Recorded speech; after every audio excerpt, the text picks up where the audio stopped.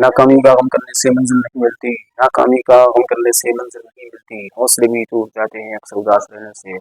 अस्सलाम वालेकुम वरहमतुल्लाहि वबरकातुहू। आई होप कि आप लोग खैरियत वाफियत से होंगे। जैसा कि आप लोगों को मालूम है कि एसटीईटी का जो है एग्जाम चल रहा है और सेकंड पेपर जो है एग्जाम जो है 8 नवंबर को होने वाला है।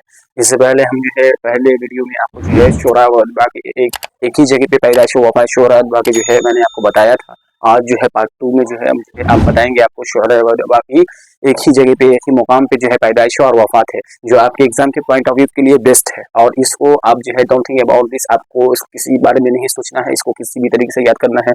और भी जो है कुछ क्वेश्चन आंसर करेंगे और कुछ भी कुछ इंपॉर्टेंट जो है कुछ पॉइंट्स बताएंगे जो एग्जाम के पॉइंट ऑफ व्यू से बेस्ट है। और 8 नवंबर को जो है ये एग्जाम में किसी भी तरीके से जो है क्वेश्चन आता है और ये रिपीटेड क्वेश्चन होता है। तो आइए सबसे पहले फोकस ऑन द बोर्ड, आप जो है ध्यान दें और इस वीडियो को जो है ज़्यादा से ज़्यादा लाइक, सब्सक्राइब और शेयर करना ना भूलें।